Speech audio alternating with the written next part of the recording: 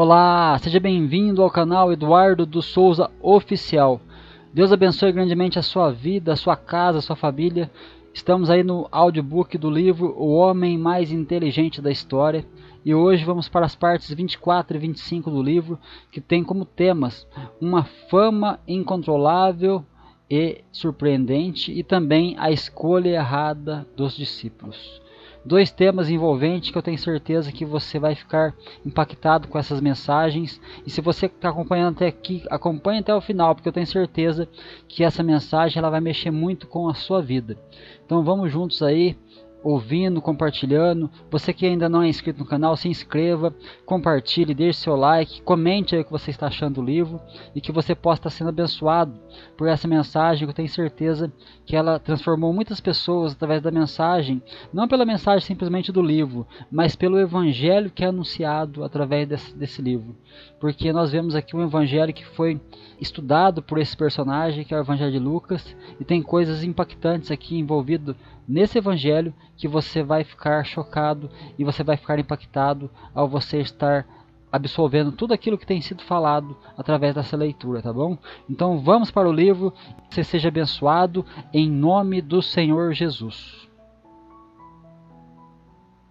Uma fama incontrolável e surpreendente. Marco Polo contou que, depois dos inimagináveis testes de estresse de Jesus, sua fama começou a se espalhar de forma incontrolável. Suas palavras e suas atitudes eram tão inovadoras que ocupavam o imaginário das pessoas e frequentavam as primeiras páginas do mais confiável meio de comunicação da civilização humana, o boca a boca.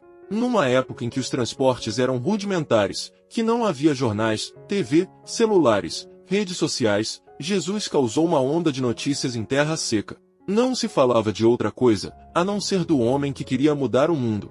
Mas esse brilho social não veio dos atos sobrenaturais que os cristãos dizem que ele promoveu? Comentou o Dr. Alberto. Em pleno século XXI, isso é história de Branca de Neve, disse Michael. Desculpe, Michael. Depois da análise dos fatos que envolveram Jesus, do seu nascimento aos seus testes de estresse, não cabe deboche. Você pode duvidar se houve milagres ou não, mas tem que respeitar os fatos. A não ser que você pense que o Dr. Lucas estava tendo um surto psicótico quando escreveu sua história. Não penso assim. Lucas revelou-se um escritor coerente e lúcido, afirmou Michael, engolindo a seco. Como Marco Polo concluiu, todos os paradoxos da história de Jesus revelam que ele existiu, como um personagem histórico. Mas não creio nos atos sobrenaturais. Confesso, antes eu debochava dessa crença. Hoje, evoluí, apenas respeito. Alguns o aplaudiram na plateia. Devemos sempre nos lembrar de que nosso objetivo nesta mesa redonda é estudar a mente de Jesus, não avaliar sua suposta divindade, declarou Marco Polo. Mas você acha que Lucas estava delirando ao relatar fatos extraordinários, que ultrapassaram os limites da física quântica e da teoria da relatividade? Indagou o teólogo de Harvard. Sei que é intrigante que um médico inteligente como o Dr. Lucas tem escrito que Jesus suspendeu as leis da física e usou métodos metafísicos para restaurar as células dos doentes. As ciências clássicas não conseguem entrar nessa seara, pelo menos até o momento. Nunca pensei que estudar esse Jesus fosse tão perturbador. Tudo em sua história atinge limites inimagináveis, afirmou Michael. Para mim, era mais fácil dizer que Lucas era um péssimo escritor, que sua narrativa era débil, que suas ideias eram infantis e ingênuas, como centenas de livros que leio, mas esse homem é um biógrafo notável. Estudaremos em nossa próxima mesa redonda algo que me abalou muitíssimo. Jesus queria difundir sua mensagem para o mundo, mas não apenas. Recusou o poder político e religioso nessa empreitada como também a fama. Ele preferia o anonimato. Você está brincando comigo, Marco Polo? Indagou Michael. Mais um paradoxo. Não vou suportar. Mais uma vez a plateia riu do jeito despojado desse intelectual. E assim, os debatedores se retiraram. Mereciam um longo descanso, principalmente Marco Polo, que estava fatigado por contar a história de Ana. Mas, apesar disso, resolveu ir a pé para o novo hotel onde estavam, que era mais perto do Muro das Lamentações do que o que pegou fogo. Sofia o acompanhava. Ao chegarem ao local, ele pediu licença para ela, e se aproximou das velhas pedras da muralha. Havia poucas pessoas. Ao se aproximar, ele viu uma mulher idosa chorando. Em voz baixa, suplicava: "Tire meu marido do coma." Foram tantos anos felizes. Não suporto seu silêncio. Um homem trajando terno Armani, presidente de uma grande companhia, do Vale do Silício, que não tinha coragem de visitar o Muro das Lamentações. Durante o dia, também vertia lágrimas. Visitava Israel a negócios. Mas seu verdadeiro tesouro estava falindo. Seu filho de 7 anos estava morrendo de câncer. Com a mão direita, tocava uma das velhas pedras e com a outra, enxugava o rosto enquanto dizia, quase sem voz: "David ainda é uma criança. Por favor, não deixe meu filho morrer.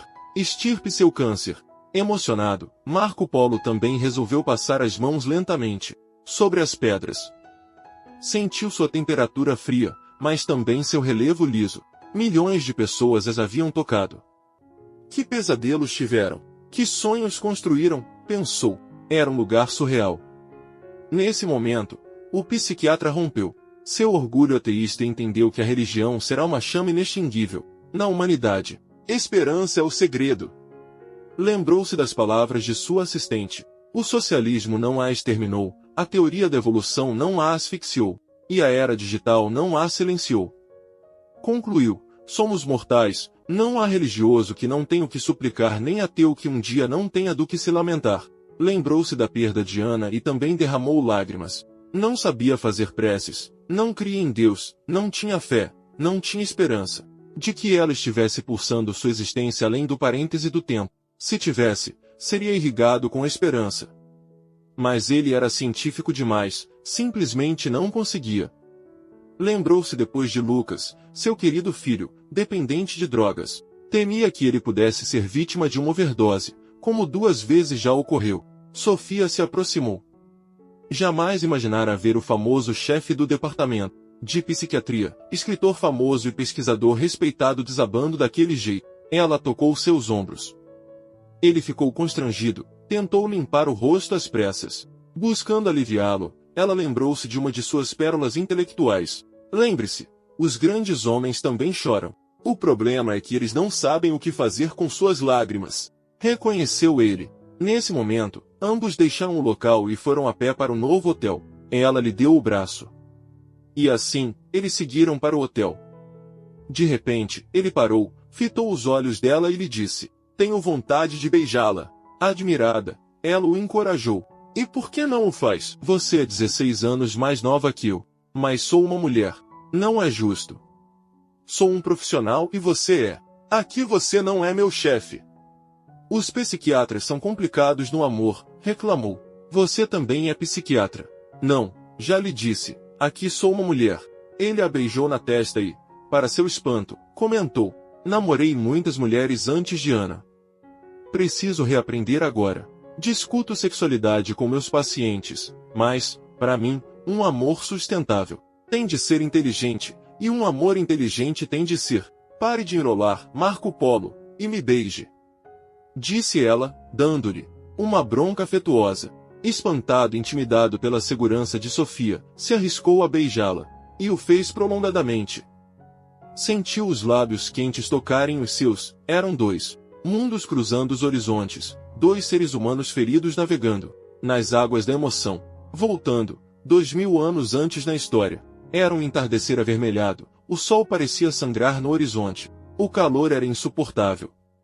Uma multidão afluía para ver um homem, sem beleza magistral, mas de gestos delicados e palavras poderosas. Maridos carregavam suas esposas, pais, as suas crianças. Filhos transportavam seus pais, amigos, uns aos outros. Todos queriam ver, ouvir, ser tocados por Jesus. Ao avistar todo aquele movimento social na terra da fome, era possível enxergar que o carpinteiro de Nazaré estava se tornando famoso, mas ainda não dava para saber que ele se tornaria a maior celebridade de todos os tempos. "Meu pai está à beira da morte, Senhor", dizia um. "Meu amigo está desfalecido. Perdeu a capacidade de andar", dizia outro. "Meu filho está febril, tosse muito e nem sequer consegue erguer a cabeça", falava uma mãe aos prantos. Se a vida é uma estrada sinuosa, naquele tempo era mais. Uma simples amidalite levava à morte. Uma virose causava uma epidemia. A desnutrição, a falta de vacinas e de antibióticos fazia daquela era uma era de dor e incerteza. Todos procuravam o médico dos médicos. Ricos às portas da morte abririam mão de seus tesouros em troca de saúde.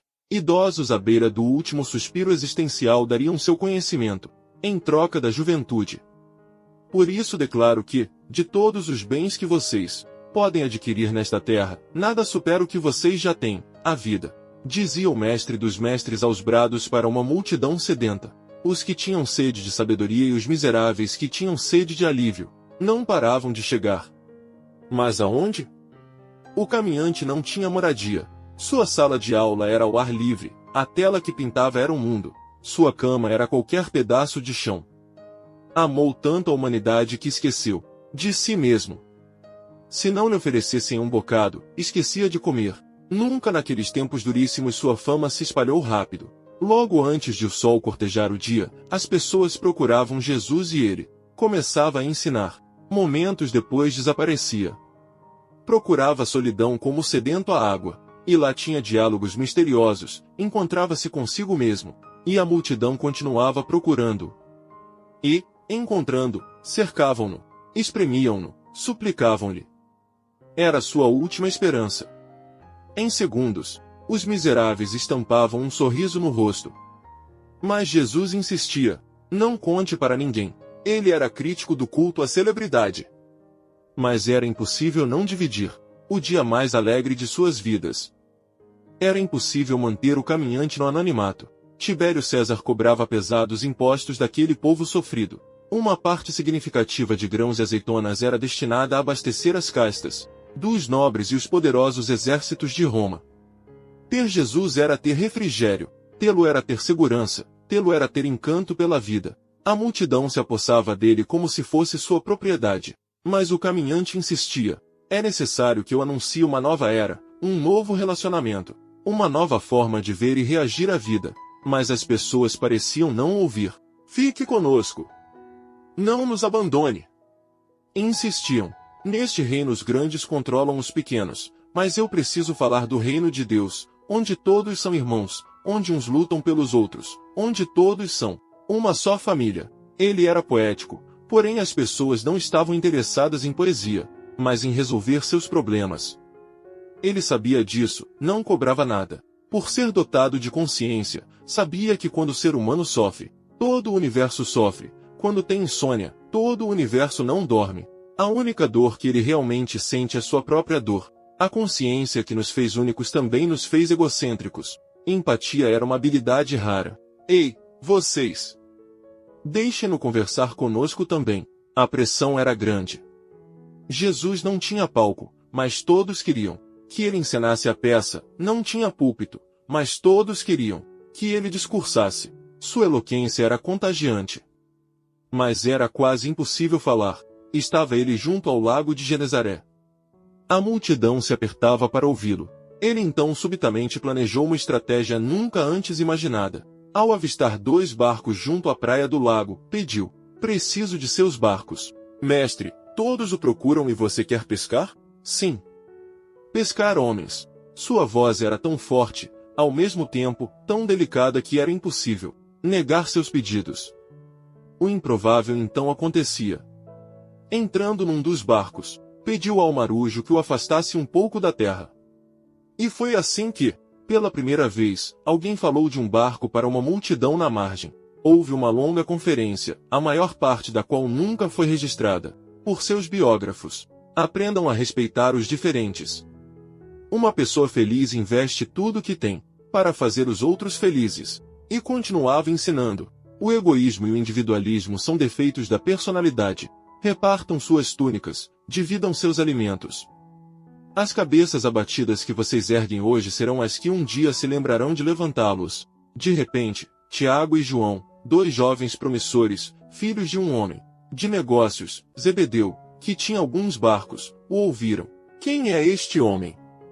Quis saber Tiago. João, o mais novo, respondeu: não sei, Tiago. Mas, quando ele fala, meu coração queima, meu irmão. Zebedeu também ouvia aquele homem entusiasmado. Logo após ter dado a sua aula ao ar livre, Jesus se aproximou da margem. Encontrando Simão, que mais tarde se chamaria Pedro, fez-lhe um estranhíssimo convite. De agora em diante serás pescador de homens. Vem e segue-me. Só um louco largaria um emprego seguro para seguir um estranho que sequer lhe prometia um prato de comida. Mas o mestre cativava o coração, libertava o imaginário, inspirava a capacidade de sonhar. Simão, vendo sua fama, o status notável do estranho e, ao mesmo tempo, seduzido por sua mensagem, não teve dúvida. Falou para André, seu irmão: não sei o que é pescar homens. Mas deve ser algo muito melhor do que cheirar a peixe e estar na voragem da noite. As grandes decisões são solitárias. Simão tomou uma atitude que mudaria para sempre sua história. André igualmente. Pescador de homens? Que loucura é essa? Pensou alto Zebedeu. De repente, Zebedeu o viu vindo em sua direção. Precisava esconder os dois filhos daquele misterioso personagem. Tentou distraí-los estimulando-os a consertar as redes. Vamos, costurem as redes. Estamos atrasados. Mas não foi possível evitar o convite. Jesus se aproximou, fitou os dois jovens, bem mais novos que Simão e André, e fez o incrível chamado. Vinde e segui-me. Seguir para onde? Seguir no escuro. Ser um caminhante sem nenhuma segurança social, sem escolta, sem comida, sem bens, apenas com o sonho de ajudar a humanidade, a ousadia, capacidade de se aventurar, de romper o cárcere da rotina. Sempre fez os cientistas serem mais produtivos na juventude do que na maturidade. Acomodados pelos aplausos e sucessos acadêmicos, não poucos se tornam estéreis de novas ideias. Jesus escolheu jovens, embora soubesse que sempre foram mais responsáveis. Meus filhos, não, suplicou Zebedeu, chamando-os à parte. Pai, é nossa oportunidade, comentou Tiago. Que oportunidade é essa, meu filho? Queremos ajudar a mudar o mundo. Mas vocês sequer conseguem mudar este lugar e querem mudar o mundo. O pai tinha suas razões. E você, João? Ainda é um garoto. Mal completou 15 anos. Pai, eu sei me virar. Eu vou segui-lo. Ele vai libertar Israel, afirmou João. Está louco, meu filho? Olhem para ele. Não tem exércitos. Anda como maltrapilho. Mas fala o que ninguém jamais falou. Afirmou André. Até Simão deixou tudo, comentou João. Simão atropela todo mundo. Ele é agitado como as ondas do mar, reagiu Zebedeu. De repente Jesus se aproximou da reunião familiar e disse calma e seguramente. Fique tranquilo, Zebedeu. Cuidarei deles, mas eles têm um futuro promissor aqui. Temos barcos, um negócio, mas eu lhes darei os tesouros dos céus. Conhecerão mistérios que sábios não viram, que reis dariam tudo para ter, mas não tiveram. O mestre dos mestres era sedutor. Suas palavras tinham um magnetismo inigualável, tocavam os recônditos da emoção, mexiam com o imaginário. Zebedeu estava repleto de dúvidas. Mas, de repente, um episódio emocionante o tocou profundamente. Um leproso fétido, deformado, intimidado pela doença, ao ver Jesus prostrou o rosto na terra e suplicou-lhe, dizendo: Senhor, se quiseres, podes curar-me. A reação das pessoas que estavam próximas foi imediata. Os leprosos eram lixo social. Fujam deste homem, disse um sem coração. Este leproso está contaminando a terra, disse outro insensível. Seus pecados sobem aos céus, comentou um religioso. Mas Jesus olhou para aquele homem, que nos últimos tempos comia e bebia do cardápio do desprezo, e se compadeceu dele. Seus olhos lacrimejaram. Sem medo, fez o que ninguém tem coragem de fazer. Tocou seu rosto deformado. Sentiu a pele flácida e ferida sair em suas mãos. Não apenas respeitava os diferentes, os amava. Tratava-os como príncipes. Inaugurou o amor solidário, o amor com atitudes, a lei das leis dos direitos humanos. Quem é você? Sou Rubem, senhor. Que lágrimas você chorou? Todas as que um homem tratado como lixo já chorou. E que lágrimas nunca serpentearam em seu rosto, meu filho? Quero saber as que você não teve coragem de chorar. Rubem foi pego de surpresa. Fez uma pausa e, com a voz truncada, falou dos momentos em que a solidão e a rejeição penetraram nos recônditos da sua emoção. Meu pai me abandonou. Meus irmãos me viraram o rosto. Minha esposa me excluiu. E meus 2 filhos têm vergonha de dizer que eu existo. Minha mãe, ela era tão amável, mas foi a última a me riscar da sua história. E, emocionado, tentava enxugar as lágrimas, com suas mãos rugosas, do rosto ferido pela lepra. Muitos ficaram impressionados com o diálogo inteligente que Jesus tinha com os miseráveis. Para o mestre da emoção, eles não eram doentes, mas seres humanos complexos e completos que precisavam mais do que ter um corpo curado, precisavam de uma mente saudável. Proteja-se, Rubem. Não compre o que não lhe pertence. O perdão não resolve os erros dos que ferem, mas alivia as dores dos feridos. Como eu faço isso, mestre? Sou um caminhante que ensina as pessoas a caminharem dentro de si. Venha e ouça. Não sei, Tiago. Mas quando ele fala, meu coração queima, meu irmão. Zebedeu também ouvia aquele homem entusiasmado. Logo após ter dado a sua aula ao ar livre, Jesus se aproximou da margem. Encontrando Simão, que mais tarde se chamaria Pedro, fez-lhe um estranhíssimo convite. De agora em diante serás pescador de homens. Vem e segue-me. Só um louco largaria um emprego seguro para seguir um estranho, que sequer lhe prometia um prato de comida. Mas o mestre cativava o coração, libertava o imaginário, inspirava a capacidade de sonhar. Simão, vendo sua fama, o status notável do estranho e, ao mesmo tempo, seduzido por sua mensagem, não teve dúvida. Falou para André, seu irmão: não sei o que é pescar homens. Mas deve ser algo muito melhor do que cheirar a peixe e estar na voragem da noite. As grandes decisões são solitárias. Simão tomou uma atitude que mudaria para sempre sua história. André igualmente. Pescador de homens? Que loucura é essa? Pensou alto Zebedeu.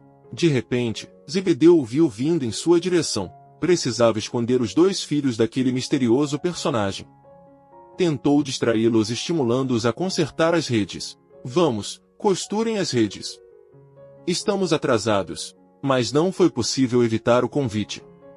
Jesus se aproximou, fitou os 2 jovens, bem mais novos que Simão e André, e fez o incrível chamado: vinde e segui-me. Seguir para onde? Seguir no escuro. Ser um caminhante sem nenhuma segurança social, sem escolta, sem comida, sem bens, apenas com um sonho de ajudar a humanidade. A ousadia, capacidade de se aventurar, de romper o cárcere da rotina, sempre fez os cientistas serem mais produtivos na juventude do que na maturidade. Acomodados pelos aplausos e sucessos acadêmicos, não poucos se tornam estéreis de novas ideias. Jesus escolheu jovens, embora soubesse que sempre foram mais irresponsáveis. Meus filhos, não, suplicou Zebedeu, chamando-os à parte. Pai, é nossa oportunidade, comentou Tiago. Que oportunidade é essa, meu filho? Queremos ajudar a mudar o mundo. Mas vocês sequer conseguem mudar este lugar e querem mudar o mundo. O pai tinha suas razões. E você, João? Ainda é um garoto. Mal completou 15 anos. Pai, eu sei me virar. Eu vou segui-lo. Ele vai libertar Israel, afirmou João. Está louco, meu filho? Olhem para ele. Não tem exércitos. Anda como maltrapilho. Mas fala o que ninguém jamais falou. Afirmou André. Até Simão deixou tudo, comentou João. Simão atropela todo mundo. Ele é agitado como as ondas do mar, reagiu Zebedeu. De repente Jesus se aproximou da reunião familiar e disse calma e seguramente: fique tranquilo, Zebedeu. Cuidarei deles, mas eles têm um futuro promissor aqui. Temos barcos, um negócio, mas eu lhes darei os tesouros dos céus. Conhecerão mistérios que sábios não viram, que reis dariam tudo para ter, mas não tiveram. O mestre dos mestres era sedutor. Suas palavras tinham um magnetismo inigualável, tocavam os reconditos da emoção, mexiam com o imaginário. Zebedeu estava repleto de dúvidas. Mas, de repente, um episódio emocionante o tocou profundamente.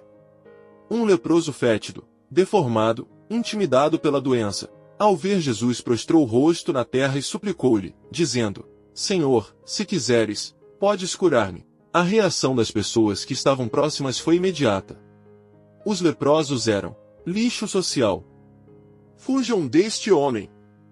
Disse um sem coração. Este leproso está contaminando a terra, disse outro insensível. Seus pecados sobem aos céus, comentou um religioso. Mas Jesus olhou para aquele homem, que nos últimos tempos comia e bebia do cardápio do desprezo, e se compadeceu dele. Seus olhos lacrimejaram. Sem medo, fez o que ninguém tem coragem de fazer. Tocou seu rosto deformado.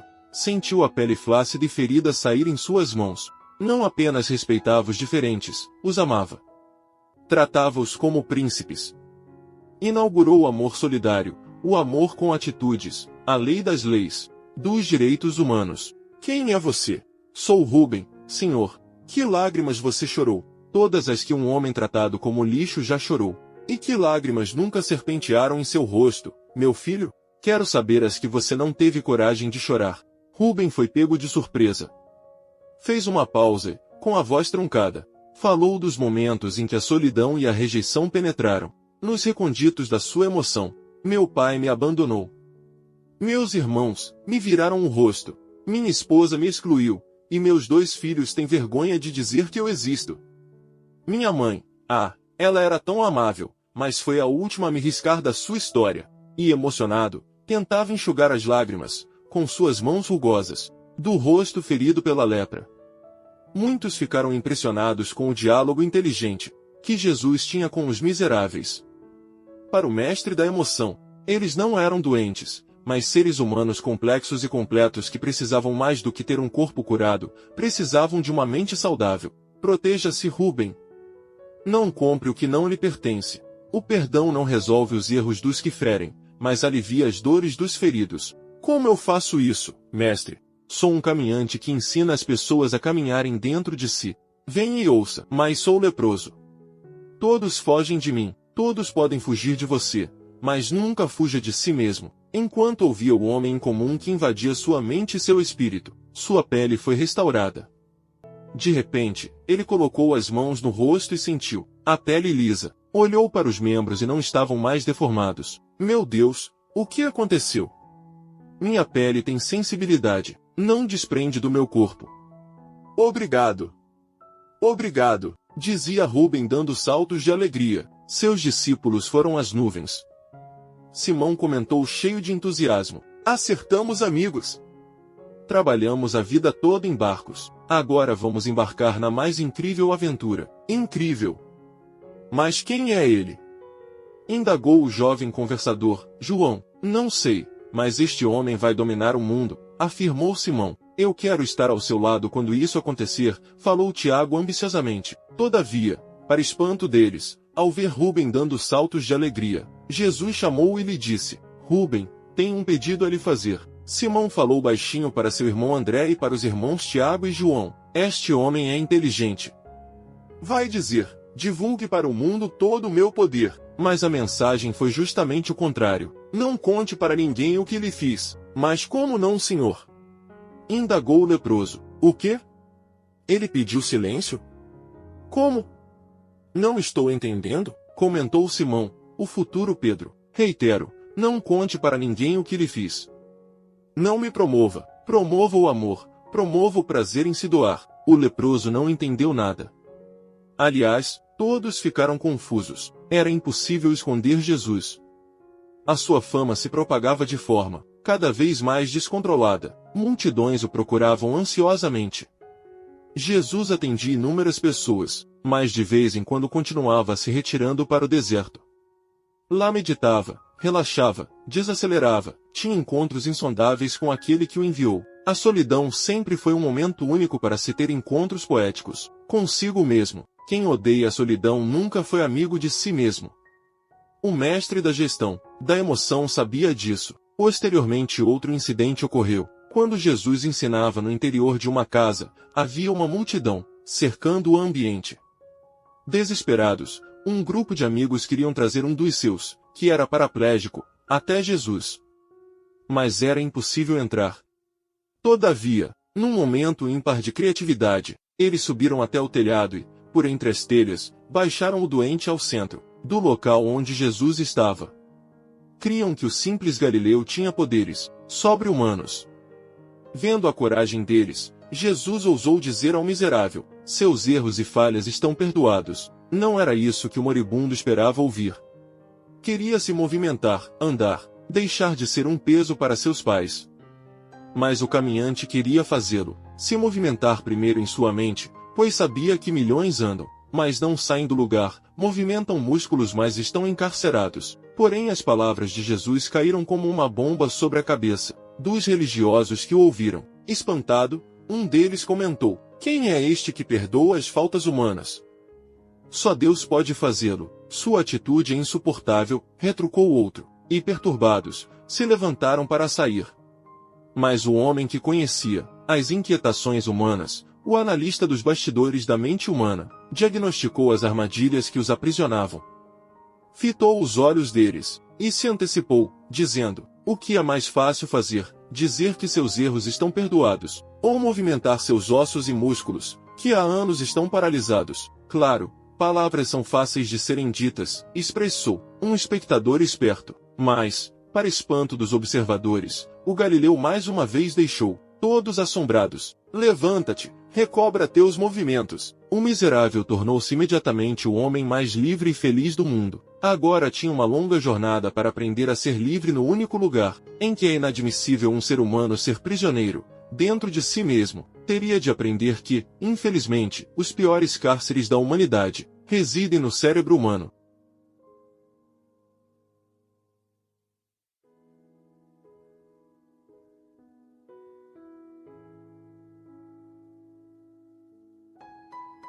A escolha errada dos discípulos. Marco Polo começou a comentar os textos de Lucas que falam do processo em comum de um mestre para cativar e iniciar um sofisticado processo de formação de seus discípulos. Mais uma vez tudo fugia ao trivial. Discorreu sobre o chamamento, a forma inusitada e ousada como os abordou, os riscos que eles correram, os primeiros conflitos e as decepções. Depois disso, trouxe uma questão de suma importância para a mesa redonda, e que talvez não tenha sido debatida ao longo da história. Se houvesse uma equipe de recursos humanos auxiliando Jesus na seleção de seus alunos mais próximos, seriam eles aceitos? A personalidade e a capacidade de ter autocontrole, de empreender, de se reinventar de Pedro, João, Tomé, Judas eram notáveis. Jesus passou em todos os testes possíveis e inimagináveis, mas seus discípulos passariam. Nos mais simples testes de avaliação, todos ficaram mudos. Eu nunca pensei nisso, afirmou o Dr. Thomas. Nós, cristãos, acreditamos que ele tenha feito as escolhas corretas, pois, na minha análise crítica, ele não fez. Eu sabia. Esse Jesus teria de falhar em alguma coisa, comentou Michael. Qualquer mestre que se preze tem de selecionar bem seus alunos se não quiser naufragar seu projeto. Nas universidades americanas, só os excelentes alunos são admitidos em Harvard, Stanford, Yale, MIT e outras. Em Israel, as melhores cabeças são selecionadas a dedo pelas universidades. Não é possível que Jesus tenha feito escolhas erradas, retrucou o Dr. Alberto. Com que base você diz isso? O tema é extenso. Aqui farei apenas uma síntese da personalidade dos discípulos e das escolhas arriscadíssimas que Jesus fez. Mas, antes, gostaria de perguntar ao ilustre representante do catolicismo e quem sabe futuro Papa, Dr. Alberto, e ao ilustre teólogo de Harvard, Dr. Thomas, qual aluno de Jesus tem o melhor perfil psicológico? Enfim, quem é o melhor dos discípulos? Marco Polo pediu para a plateia também votar. João ganhou disparado, seguido por Pedro. O Dr. Alberto não teve dúvidas. Simão Pedro, é claro. O mais honesto e disponível dos discípulos. O Dr. Thomas, por sua vez, tinha clara sua escolha. João, o mais amável de todos eles. A resposta de Marco Polo foi bombástica. Uma análise criteriosa revela que o melhor era Judas Iscariotes. A plateia que lotava a sala ficou pasma. Os dois teólogos se levantaram, imediatamente e metralharam Marco Polo com argumentos. Seu julgamento está equivocado, afirmou o Dr. Thomas. Você não tem base psicológica para afirmar isso, comentou o Dr. Alberto. Marco Polo, até eu acho que você foi longe demais, afirmou Sofia. Um traidor ser considerado o melhor dos discípulos. Isso é inconcebível, comentou o Michael também. Sem defender sua ideia, Marco Polo apresentou as características da personalidade dos discípulos mais conhecidos de Jesus. Pedro era agitado, ansioso, reagia sem pensar, não sabia se colocar no lugar dos outros. Rápido em julgar, lento para pensar, colocou seu mestre em situações delicadíssimas devido à sua impulsividade. Quase causou inúmeras mortes quando cortou a orelha de um soldado, no ato da traição. Se fosse um aluno nos dias de hoje, os professores quereriam vê-lo a milhas de distância de sua sala de aula. Confirmam, doutores? Perguntou aos dois teólogos. Sim, disseram ambos, constrangidos. À medida que Marco Polo realizava suas interpretações, os teólogos recordavam os textos que já haviam lido. Por interpretar os evangelhos apenas à luz da teologia, haviam asfixiado sua análise sobre a mente dos discípulos. João, o mais amável dos discípulos, era bipolar. Essa declaração de imediato causou estranheza em todos os que o ouviam. Mas, onde você viu que ele tinha transtorno bipolar? Questionou Sofia como psiquiatra. Não, Sofia, João não tinha transtorno bipolar, sua emoção não oscilava entre depressão e euforia, mas ele tinha uma personalidade bipolar. Era generoso quando as pessoas correspondiam às suas expectativas, mas tinha reações extremamente agressivas quando contrariado. Queria chamuscar com fogos que não seguissem Jesus. Confirmam, doutores? Sim, disseram novamente os teólogos, constrangidos. Caramba, Marco Polo. Esses alunos não passariam nem numa universidade de segunda categoria, comentou Michael. Mateus tinha um caráter duvidoso. Estava a serviço de Roma, era tratado como traidor do seu povo e, ainda por cima, tinha fama de corrupto. Tomé era paranoico e inseguro, não confiava nem na própria sombra, afirmou Marco Polo, que em seguida refez sua pergunta. Então, quem era o melhor dos discípulos? Ninguém se arriscou a responder, mas intuíram a resposta. Judas Iscariotes. Concluiu Marco Polo. Ele era o mais dosado, sereno, tinha vocação social, se preocupava com os pobres, não era impulsivo, não colocava seu mestre em situações delicadas. Mas como ele o traiu? Indagou Sofia. Não vou entrar em detalhes sobre a traição a Jesus neste momento, estudarei esse assunto no momento oportuno. Mas Judas, apesar de ter uma personalidade mais calma e serena, tinha uma falha gravíssima. Ele não era transparente. Agora entendo. Uma pessoa que não é transparente leva para o túmulo seus conflitos, afirmou Sofia. Exatamente. Uma pessoa que não é transparente tem um eu defeituoso, que não tem autocrítica, que veste um personagem, dissimula seus conflitos, e, além disso, arquiva janelas killer, ou traumáticas, a cada frustração. Os demais discípulos, apesar dos transtornos sérios de personalidade, tinham sede de se transformar, de superar seus limites, reescrever sua história. Eles reeditavam suas janelas traumáticas em seu córtex cerebral, enquanto Judas as acumulava. Selecionar alunos tão problemáticos indica a falha de Jesus como mestre, afirmou Michael. Silêncio geral na plateia e na mesa redonda. Milhões de pessoas dos mais diversos países estavam assombradas. Jesus errou, se perguntavam. De repente, Marco Polo disse, ou Jesus errou, ou ele tinha uma autoconfiança tão grande como educador, que era capaz de transformar qualquer pedra bruta em obra-prima, comentou Marco Polo, silenciando Michael. O doutor Alberto reagiu de imediato. Como se tivesse tido um daqueles raros insights, relatou, é admirável. Qualquer aluno que o desejasse tinha oportunidade de se matricular na Academia de Jesus e se tornar uma mente brilhante. Se Judas não tivesse se suicidado, ele teria sido um grande pensador, tal como o apóstolo Pedro, que escreveu 2 complexas cartas no final da vida. O mestre dos mestres era tão inteligente que seria capaz de transformar qualquer um que estivesse aos seus pés. Disse o Dr. Thomas, pasmado. O que se pode inferir dessa análise prévia é que Jesus, como gestor da emoção, deu tudo o que tinha aos que pouco tinham.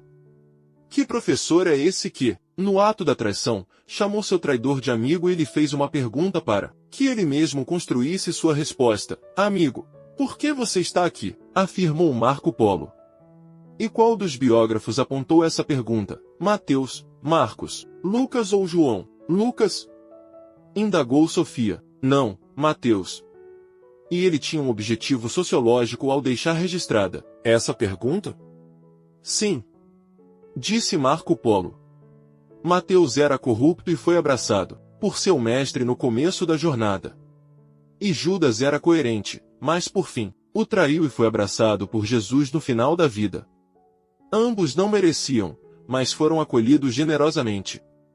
Talvez Jesus seja um dos raríssimos professores que não desistem de nenhum aluno, mesmo que lhes cuspam no rosto. Eram os alunos que desistiam dele. Sou muito rígido como professor de graduação e pós-graduação. Para esse Jesus não importava o material. Ele realizava a inclusão social. Era capaz de transformar barro em pedras, pedras em materiais de construção.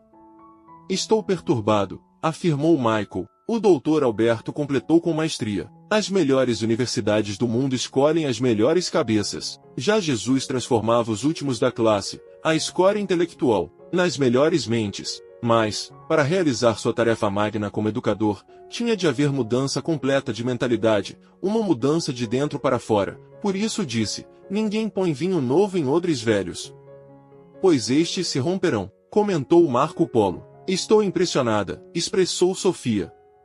Uma educação nova, com um conhecimento novo, representado pelo vinho, precisaria de novos odres, uma nova mente com novas habilidades. De repente, um professor de história cansado de ver a mesmice na educação comentou, nossa educação é linear.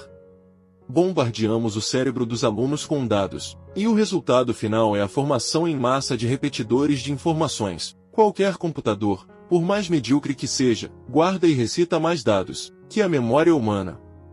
Apenas as exceções tornam-se pensadores. Quais são os novos paradigmas da educação proposta por Jesus? Marco Polo enumerou alguns. Por enquanto citarei apenas 7, que são frutos de minha análise prévia. De todo o livro do Dr. Lucas. 1. Cada aluno tem um potencial incrível, mesmo que seja imperceptível. 2. Ninguém é irrecuperável. 3. Ninguém muda ninguém. Só a própria pessoa pode se reciclar. 4. As habilidades socioemocionais, como pensar antes de reagir, empatia, resiliência, gestão da emoção, são vitais para arquivar janelas saudáveis, e não doentias. No córtex cerebral. 5. Usar metáforas e histórias é importante para libertar o imaginário e a criatividade. 6. Dinâmicas e vivências no processo educacional rompem o cárcere da teoria. 7. Erros são oportunidades para crescer, não para novas punições. Surpreendente.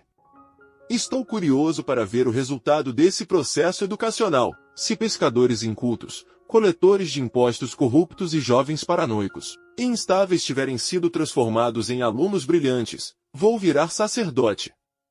Brincou Michael, embora estivesse chocado. Foi assim que participantes e espectadores ficaram profundamente pensativos.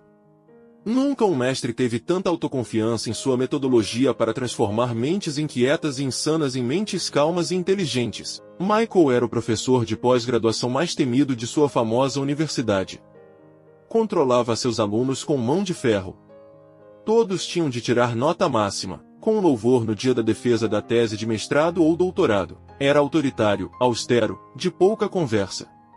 Na mesa redonda, ele estava irreconhecível, mais solto, relaxado, bem-humorado, admitindo suas falhas. No dia seguinte ao último debate, pegou alunos da graduação em medicina, colando em mais uma de suas dificílimas provas. Descoberta a trama, chamou o grupo, constituído de 2 alunos e 2 alunas, à sua sala. Vocês serão expulsos ou no mínimo reprovados por mim. Os alunos ficaram em estado de choque. Seu futuro fora jogado no lixo. Professor, nos desculpe, pediu uma aluna em prantos. Erramos, disse outro aluno, quase sem voz. Toda ação tem reações. Toda atitude tem consequências. Vocês brincaram com fogo e se queimaram. Suas provas são quase impossíveis, disse um aluno, exaltado. Não eleve o tom de voz. Para mim, aluno que cola nas provas está descartado da minha classe. Entretanto, não vai nos reprovar? Vou treiná-los. Um mestre deve investir o que tem de melhor naqueles que pouco têm. Um dos alunos, que acompanhava os debates, disse para sua colega, baixinho, é a mesa redonda. Vocês me decepcionaram. Trocarei a nota 0, a reprovação do final do ano, ou a expulsão da universidade por um desafio. Vocês darão uma aula sobre os assuntos que colaram. E terão de dizer coisas que não ensinei nas aulas. Mas, professor, como faremos isso? Poupá-los não quer dizer passar a mão na cabeça. Vocês são capazes de ir muito mais longe do que imaginam. Você está nos elogiando? Perguntou a estudante que estava em prantos. Reinventem-se.